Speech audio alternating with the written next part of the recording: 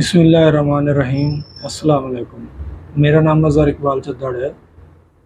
میں نئی real estate اور پراپرٹیز کے حوالے سے اپڈیٹ آپ تک پہنچاتا رہتا ہوں۔ اگر آپ ریئل اسٹیٹ اور پراپرٹیز میں دلچسپی رکھتے ہیں تو میری اس ویڈیو کے ساتھ رہیں۔ جی تو ناظرین، آج کا میرا ٹاپک ہے ایک ریئل اسٹیٹ ایجنٹ یا پراپرٹی ڈیلر کو کون کی سروس دینی چاہیے۔ اگر آپ پراپرٹیز یا ریئل اسٹیٹ میں انویسٹمنٹ کر رہے ہیں، آپ کوئی پلاٹ لے رہے ہیں یا مکان لے رہے ہیں، تو آپ ایک ریئل اسٹیٹ پراپرٹی ڈیلر کا انتخاب کرتے ہیں تو اس کی ذمہ داری بنتی ہے کہ وہ چند ایک بنیادی جو سروسز ہوتی ہے اس کو وہ کسٹمر کو دینی چاہیے۔ وہ میں آپ کے ساتھ آج شیئر کرنے والا ہوں، تو میری ویڈیو مکمل دیکھیے گا۔ انشاءاللہ تعالیٰ آج کی ویڈیو میں بہت اچھی معلومات آپ کو ملنے والی ہے، کیونکہ کافی یہ جمع پونجی کا کام ہوتا ہے، کافی بڑی رقم آپ نے انویسٹ کرنی ہوتی ہے، تو اس میں کہیں آپ خطا نہ کھا جائیں۔ تو یہ چند ایک بنیادی باتیں ہوتی ہیں جو میں آپ کے ساتھ شیئر کرنے والا ہوں، تو آپ کے یہ کام آنے والی ہیں۔ آپ انشاءاللہ تعالیٰ اس کے فالو کریں گے، اگر آپ اس کو رد بھی کر سکتے ہیں، انشاءاللہ تعالیٰ مجھے امید ہے کہ یہ آپ کے ساری زندگی کام آتی رہیں گی۔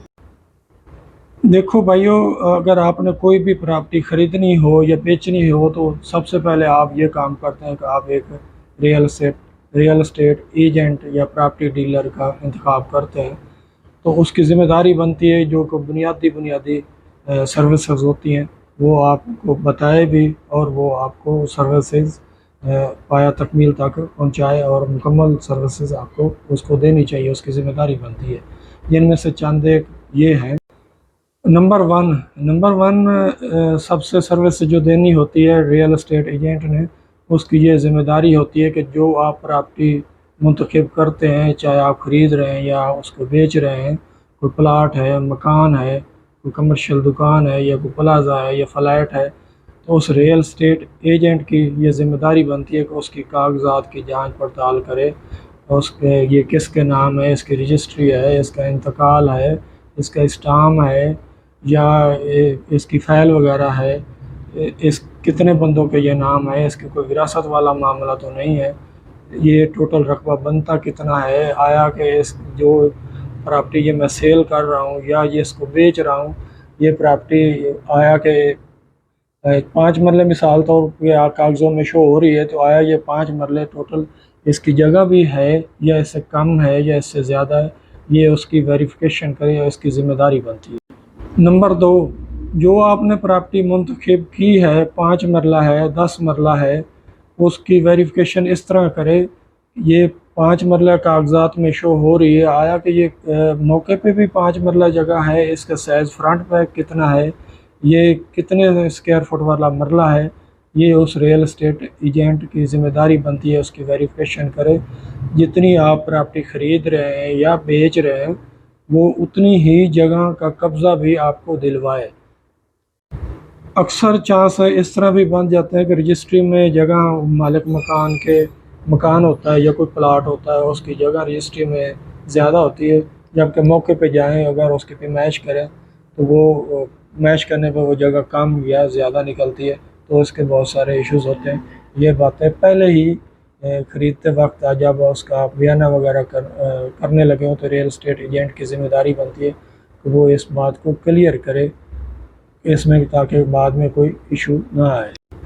پچھلے دنوں ایک کیس ہمارے سامنے آیا تھا، ایک دوست نے ایک پلاٹ سیل کیا تھا کنال کا، جب رجسٹری کنال کی اس نے کروائی، رجسٹری بھی ہو گئی، جب وہ قبضہ لینے پہ آیا، اس کی پیمائش کی، تو اس میں 1.5 مرلہ کم نکلا، تو وہ اس کا کافی سارا ایشوز بنا، میں بھی اس میں شامل ہوا، اور اس کو کیونکہ 1.5 مرلہ کو جگہ کوئی سستی تو نہیں نہ ہوتی، 10 لاکھ روپے تقریباً وہاں پہ ریٹ چل رہا تھا، جو کنال کا پلاٹ تھا، تو 2 کروڑ کا پلاٹ تھا، تو اس حساب سے کافی ساری ان کی رقم بنتی تھی، تو بعد میں معاملہ ہم بڑی مشکل سے ہم نے حل کروایا، اس کو وہ پیمنٹ ریٹرن کروائی۔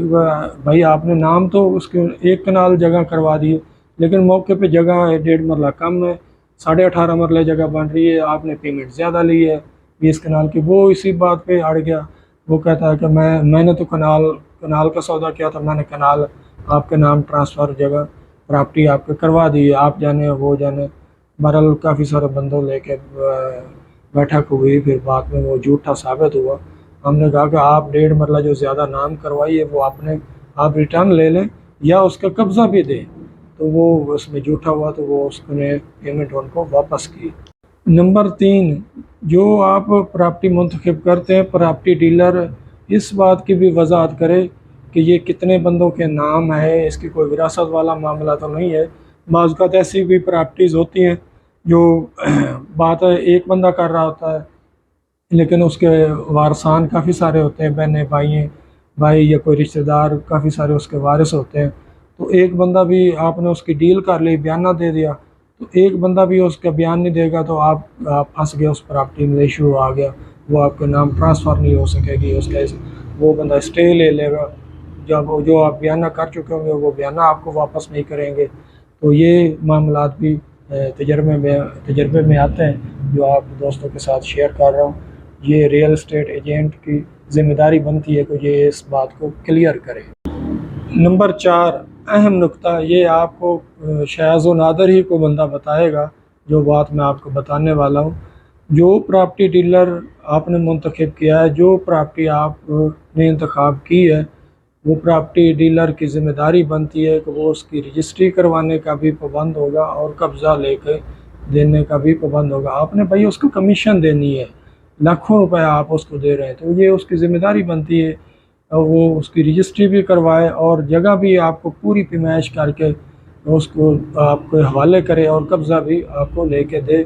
बाज़ औक़ात इस तरह के इश्यूज़ भी आ जाते हैं, आपने 1 करोड़ की प्रॉपर्टी की, 25 लाख रुपए आपने बयाना दे देना है, तो वो बाद में अड़ जाते हैं। वो कहते हैं हमें टाइम बढ़ाओ, ये हो गया, वो हो गया, काफ़ी सारे बहाने आ जाते हैं। कब्ज़ा देने वक्त तो उनकी जान निकलती है, वो कहते हैं हमें तो 25 लाख मिल गया है। तो ये इश्यूज़ भी आते हैं। ये रियल एस्टेट एजेंट की ज़िम्मेदारी बनती है उसकी रजिस्ट्री करवाए और आपको कब्ज़ा लेके दे।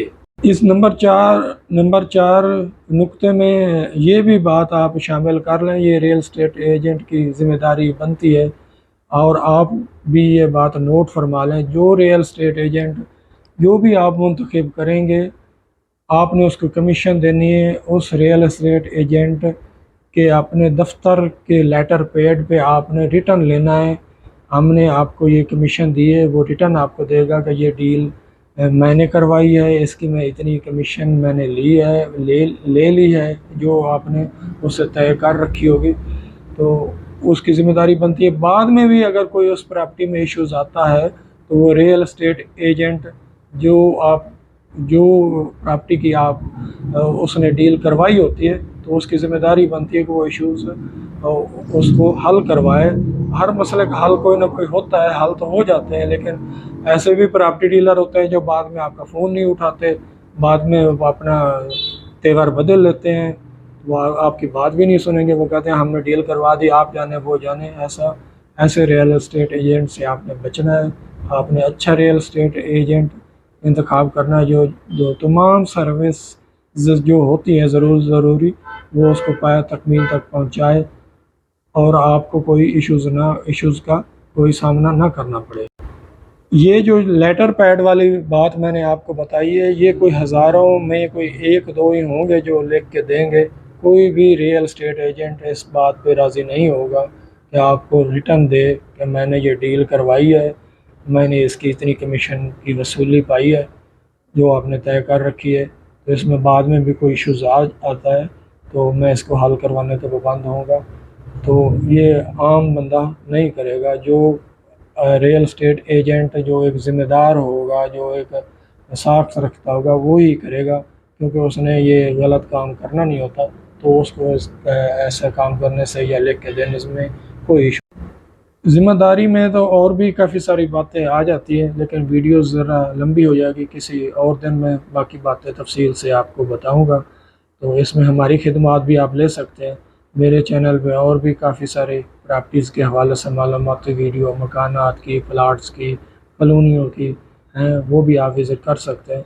अगर आप मेरे चैनल पर नए हैं तो प्लीज़ चैनल को लाइक कर दें, सब्सक्राइब कर दें, बेल आइकन की घंटी भी प्रेस कर दें और आप मुझे भी अपनी अहम अहम जो अहम जो बातें होती हैं, जो गुजारिशात होती हैं, मुझे भी उसकी باتیں آپ اپنے مشاورات دے سکتے ہیں یا آپ، تاکہ میں بھی ان پہ عمل کروں۔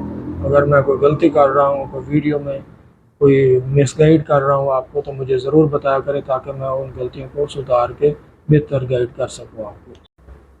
ویڈیو اچھی لگی ہو تو لائک سبسکرائب ضرور کریں اور ویڈیو کو شیئر بھی ضرور کیا کریں۔ ملتے ہیں اگلی ویڈیو میں، خوش رہیں، آباد رہیں، اللہ حافظ۔